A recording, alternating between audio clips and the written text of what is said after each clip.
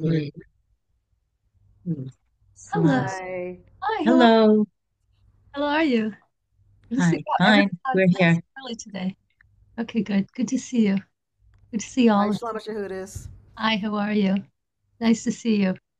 Okay, so I'm going to begin. Yesel Shimon's he's furiously finishing something up, and I'm going to begin. Okay, Um, wonderful. okay, good. So I think it's 244, class 244, and I'll start with the three things that I always start with. The title of the topic, and this is for your Haskell Shimon section, is "Please Call Me a Jew."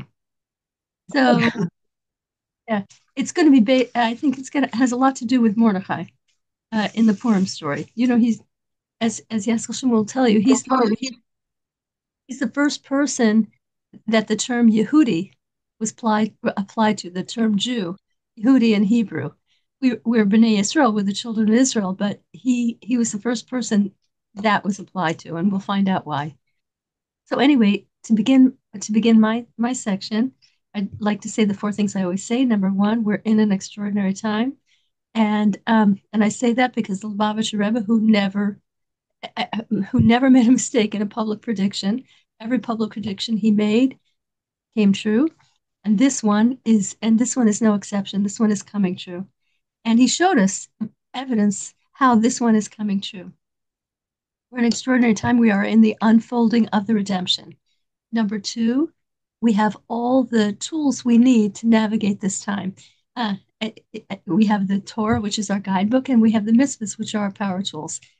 You and number three, you and I are, and every Jew was handpicked to be here at this time in human history because we each have an incredibly vital role to play. It's no accident that we're here at this time. And finally, learning about the unfolding of the redemption speeds it up. That's what the Rebbe said. There's no way to speed it faster than the unfolding of the redemption. So, so anyway, I want to go back to something that I said last week because I think it was so important.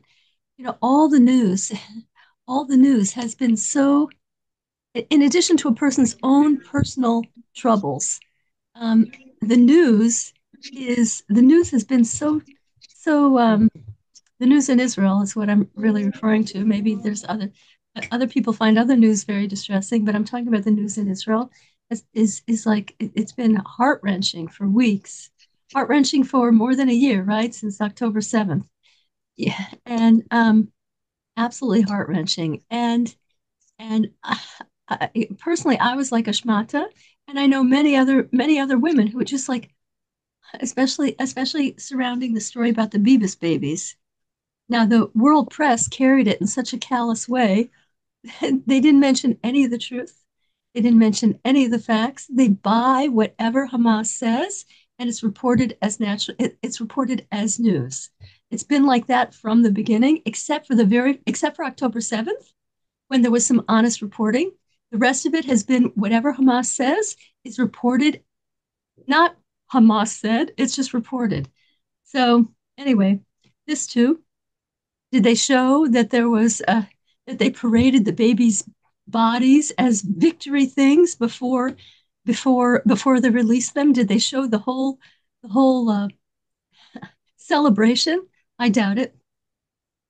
And did they report what the deaths were? No, I really doubt it. So anyway, it made me a shmata. It made many other people a shmata. And and I listened to something by Rabbi Manis Friedman, which was really wonderful. And it's easy to find on the internet. You can just Google on YouTube, Google Rabbi Friedman, Manis Friedman, Manis, Friedman conventional spelling, Friedman, Rabbi Manis Friedman, and Beavis babies, or just Bibas, Bibas. And he hooked into the same issue.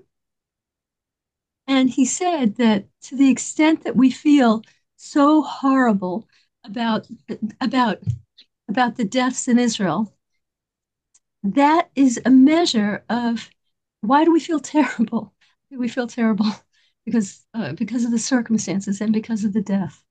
but it means that life itself is something absolutely fantastic. If the loss of life, if the everything is so excruciating, then it means that life itself is unbelievable, and we should live life. We should live life. We should, if you feel angst over those babies, you should do things in their merit. You should do mitzvahs in their merit. That's what a person is supposed to do. And I would like to add to that something I said last week, and that is who was most affected, except for the obviously the immediate family, the relatives, and all that stuff. But who around the world were so deeply affected by this? Jewish women, Jewish women, and it's and why so we have to remember not just the Lubavitcher Rebbe, but our literature going back millennia has told us that the final redemption is coming in the merit of Jewish women.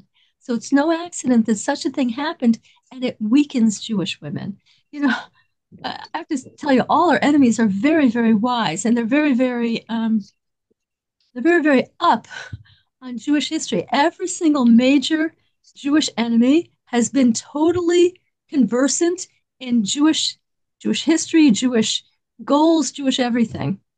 And so, anyway, we have to remember, excuse me, we cannot afford to be weakened. We cannot afford it. We are the power behind the redemption. Jewish women doing what they do naturally, doing the good stuff that they do. Jewish women are incredibly good people by and large. And doing what we do naturally is and doing more and more of it is what brings the redemption. We are the engine behind the redemption.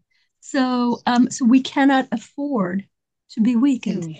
We cannot afford to be weakened. And see, I'm just gonna turn mute somebody. Okay, good. Yeah, we cannot afford to be weakened. So anyway, I did uh, a lot of thinking in the past few weeks, and I want to say there's so many things that weaken us. There's so many things that we allow to weaken us. Like sometimes a person has interpersonal conflicts, especially with another Jew. How do you handle such a thing? And sometimes we have difficulties that life just flings at us.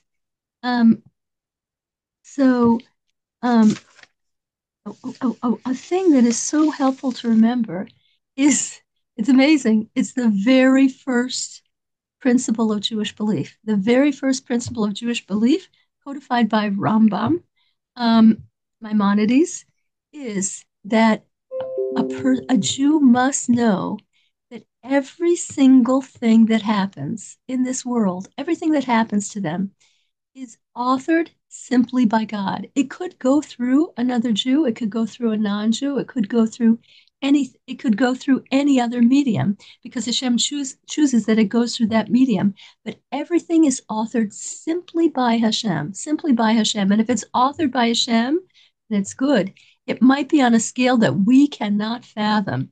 Hashem's picture of I mean, imagine Hashem did October 7th, Hashem did the Holocaust, Hashem did all these things. And it means that Hashem is operating on a scale, a vision that is so much broader than our vision. His and what we're doing is so much broader than what we can even imagine. So so um, okay, so so we have to remember the first principle of Jewish belief, which is Hashem did, does, and will do everything that happens in the world. And and it's a comfort, it's a comfort. Let's say somebody hurts you and you're so mad at that person, you're just so mad. But you remember, Shalom Sudas, Hashem decided that these words would that he didn't Hashem that person chose to do something negative. There's no way around it. They have responsibility for it, but that you should get it, that's from Hashem. And so, if it's from Hashem, then something good must come of it. There must be a good that I can derive from this. And yeah, and the last 3 weeks, I had a very, very tough 3 weeks. but I derived good from it. And in hindsight, I'm happy that everything that happened to me.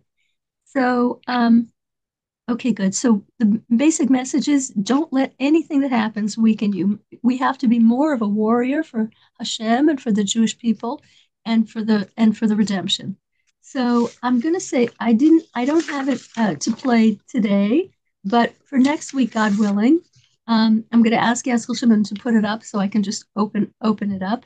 Um, there's a marvelous fun song about authored by this guy here.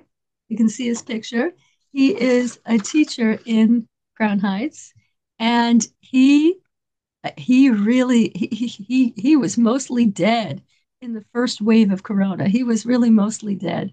He was not completely dead, but he was in the very first wave of Corona, the deadliest wave of Corona, and he was immediately whisked off to the hospital. And if you remember, the nurses were so panicked by getting it themselves that everybody was put on a respirator so that their germs would not be released into, there's a closed feedback system when you're on a respirator. And he was put on a respirator. There are horrible stories about what was going on in the hospitals, and most people didn't survive such a situation, and he did. He did. After like 2.5 months or 3 months, he came off the respirator, and when he got up, he sang this song, and I have to, and you will absolutely love the song. I'm going to play it for you next week. But anyway, meanwhile, I'm going to tell a story that he tells. I've spoken to him on the phone. He's a very, very, very inspiring educator, and he tells a little story about he tells a story that the Rebbe told. It's something the Rebbe told the story when he was giving a talk with a sikha. He was giving a talk to a bunch of people, and it was before the Rebbe was Rebbe, meaning that it was in the early 50s when he was in America already. He escaped from the Nazi he escaped from Nazi Europe and war-torn Europe, and he made it to the shores of America in actually no, that's in even earlier. He made it to the shores of America in the 40s during the war, during the tail end of the war, and while he was here, the his father-in-law was the Rebbe. They call him the Friedeker Rebbe. Friedeker is a Yiddish word for previous. The previous Rebbe was Rebbe, and but our Rebbe would give a lot of talks, and he drew a lot of people. He was a magnificent teacher even then. Okay, yes, so I'm going to be off in a little bit. And okay, good. So he tells his story that the Rebbe was giving a talk, and when he was giving a talk, a sailor walked into the Farbrengen, into the gathering, and the Rebbe said, "Ah, a sailor, I have a story for you." Um, and he said that, how does a ship work? Now, back in the 40s, there were, I mean, I'm sure there were, whatever, in the 40s, they had steamships, right? I don't know what they have anymore, but they had steamships. And the Rebbe said, how does a steamship work? How does it work? A captain is on deck, and the captain is guiding everything. And the passengers are having a good time. They don't know what's going on. They're just having a good time. And in the belly of a steamship, who's in the belly of a steamship? A lot of workers, and they are covered with soot. They're just they're blackened faces, blackened clothes, and they just keep furiously shovelful after shovelful of coal into the engine, into the burning engine, so so the ship will go. So one day the captain goes down. Um, he goes down. Yeah. So anyway, the captain directs the ship, but it's really those people below who are the whole energy behind the ship. So the captain one day goes down below board, and he sees all the workers, and they're sort of like slowing down, and they're sitting around, and he said, "What's going on here? Why are you slowing down? What are you sitting around for?" And they said, "You know, we've been sailing, we've been on the ocean for weeks, and we're not getting anywhere. And so we're discouraged. We're not getting anywhere. We're not doing it anymore." And the captain said, "You can't see down here. You can't see, but we are so close to our destination. Come, we all depend on you. You have to do what you're doing." And so the Rebbe says it's an analogy for what's happening now. That that it's true. Some people have a higher vision, and they see clearly. The Rebbe told us clearly, we are on the edge of the redemption. We're entering into the redemption. But can we see it? No. We see October 7th. We see horrible divisiveness in families. We see a lot of other things. We don't see redemption. And the Rebbe said that's because when you can't see it, it doesn't matter if you can see it or not. You have to listen to the people who can see it and who've been proven to see things that we don't see, and not to stop going, not to stop doing mitzvahs, not to stop creating a better world, because what we do, we are the workers, and it all depends on us. The captain, to a certain extent, is less important than we are. He gives us direction. It's vital. We would give up without the captain, but we are fueling the redemption. We are bringing this world to where it has to get to, and particularly Jewish women. So Haskell Shimon. Yeah. Okay, so he's here. So I'm going to have him continue and explain about why we should tell people, please call me a Jew. Are you ready? Haskell Shimon? Yeah. Okay, thank you so much. Shalom, Mr. Hoodis. Yeah. Shalom, Mr. Hoodis. Yeah. Hi, it's so nice to see you. I haven't seen you in like over a month. I know. It's very nice to see you too. You sound good.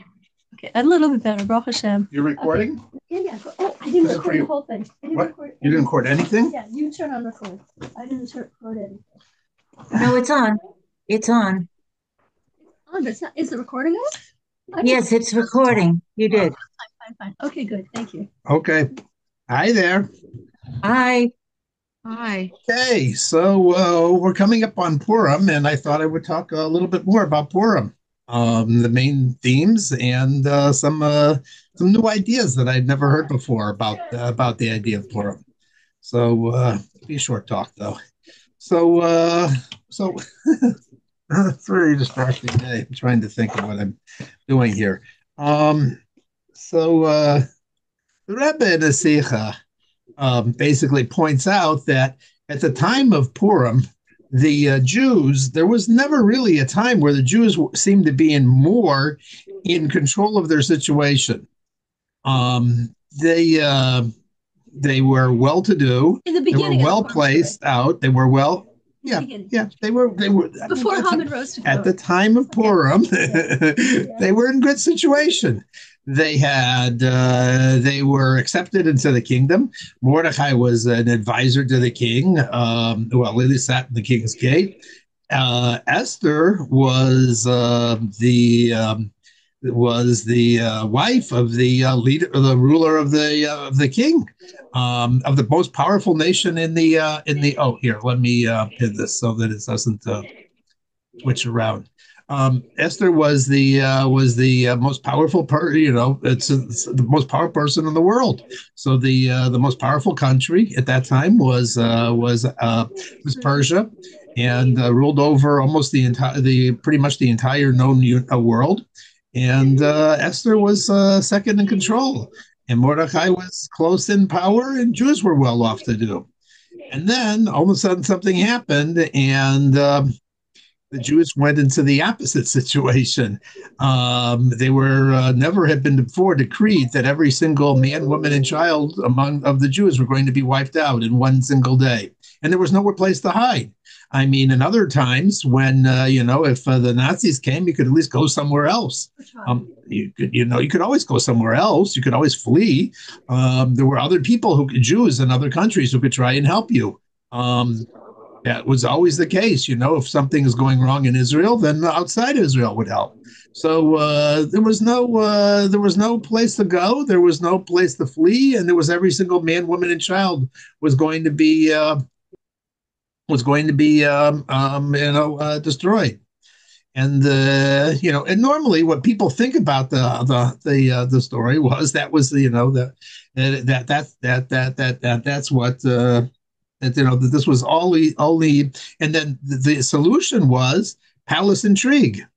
You don't see mention of God anywhere. It was a clever plot by Mordecai and Esther, and they tricked Haman, and they got him into the situation that they needed to, as I said in the previous classes and so forth. They played on his psychological faults. They played on Achashverosh's psychological paranoia, and they got one playing against the other. Esther was brilliant, and it seems like it was just got one paranoid maniac scared of the other one, and it worked. It worked. The Rebbe points out, though, of course, Purim is not just the historical story about a nation. It's about the Jewish nation, and the Jewish nation's fate is run not by material control but by spiritual, because that's exactly how the Jews got out of the situation. It wasn't a materialistically, and looking at the physical world, you would have said that this would have never happened to the Jews, and they were comfortable where they would have been. And nevertheless, things turned around dramatically, instantaneously, and the solution was also a spiritual one. Now, what are we talking about here? What am I babbling about? Say that too. So the rabbis point out that the problem what happened to the Jews is because they got comfortable with their situation, and they decided, did you know what? We don't need God anymore. We don't need to pretend to be Jews anymore. We can go to Achashverosh's feast. That's why it's talked about at the beginning. And we've been accepted finally. We're no longer outsiders. We're no longer the weird Jew. We're no longer the outsider in the situation. We're part of the country, and we're accepted, and so forth. And that's what it means, that the Jews benefited from the meal of Achashverosh. That's why it talks about the whole party of Achashverosh. It doesn't mean that they ate non-kosher food, or maybe it did, maybe it didn't. It's really not relevant at all. The real problem, you don't get wiped out in the decree didn't happen because the Jews didn't or not eat kosher food. That would be terrible. No, the problem was that the Jews basically said, you know what, we're independent of God. Our situation is such that we've been thrown out of our country, and we just have to deal with as best as we can as a people living without dependent on Achashverosh. And when the Jews put their trust in materialistic leaders of the country, the processes of the country, the press of the country, the political parties of the country, that's where all things start going south. It doesn't happen necessarily immediately, but all of a sudden things start unraveling, and they go further and further and rapidly apart. And the Jews survived and the Jews thrived because they said, you know what? We woke up. We woke up that we're Jews. We woke up that they're Jews. And that's the fascinating thing. The decree against the Jews was for an entire year. The decree was first issued a few days before Passover, and that's when Haman finally paid off Achashverosh. And then Esther said, fast for 3 days, which included the first days of Passover. And then during the first days of Passover, Mordecai assembled 22,000 Jewish kids, and they all... Wait a minute. 22,000 Jewish children. But Haman was alive then. I know that. Okay, fine. I know. That's the whole point. Okay. He assembled 22,000 Jewish children, and he asked them what psukim they were learning.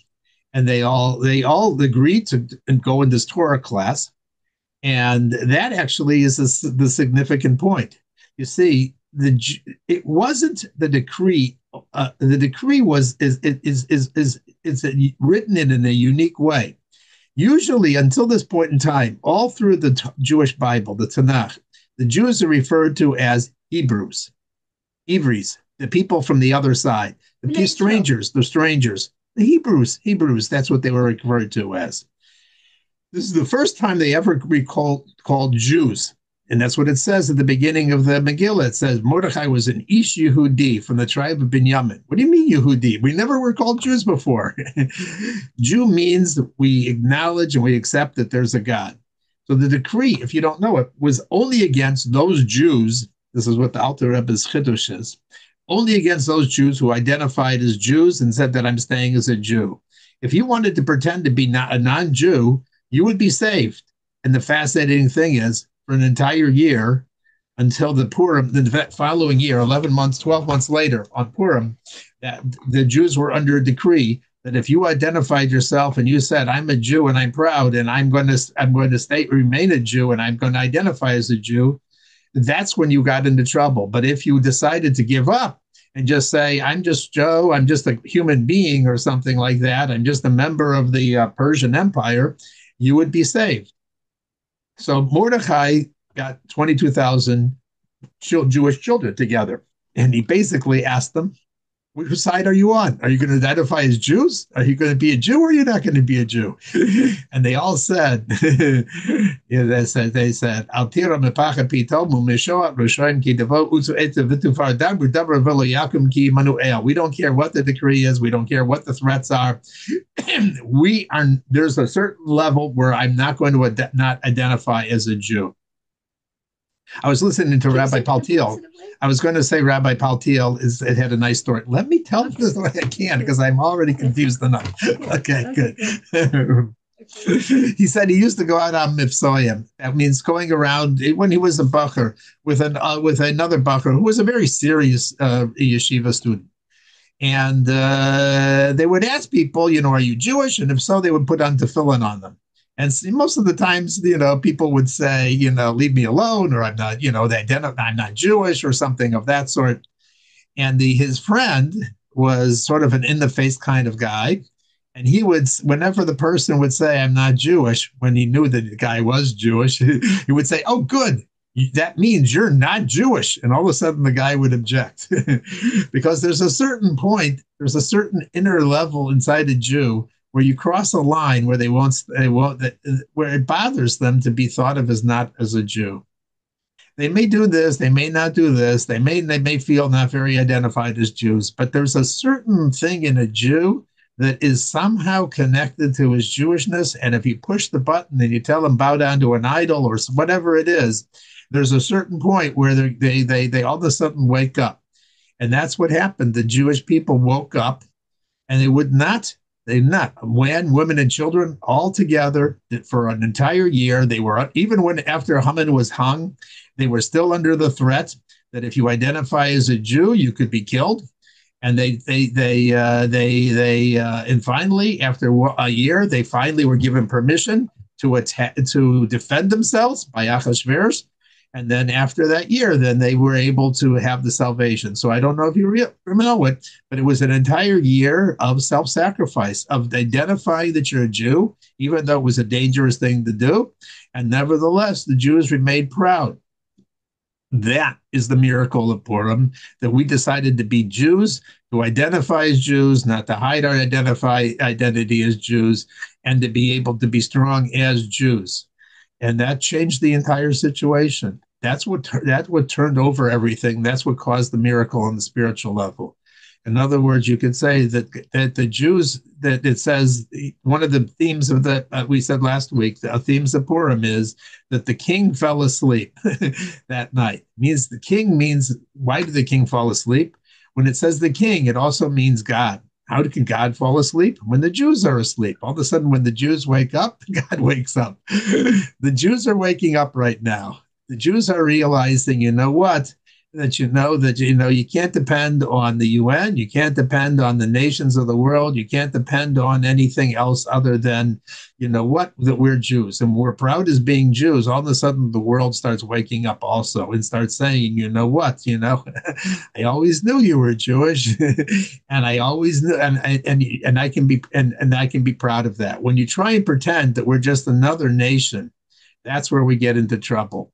And that's where Israel has gotten into trouble. They're just saying, we're a democracy. We're just another nation.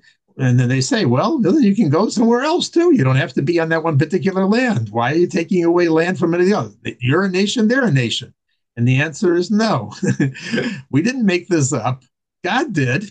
And he said, you know what? You have this land and you have this people and you have this mission. And you know what? You have to just wake up and you have to say, you know what? That's who we are.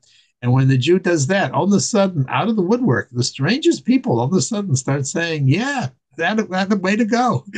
I remember seeing an American Indian from Alaska, and he came to Israel and he said, wow, you mean, this is your land?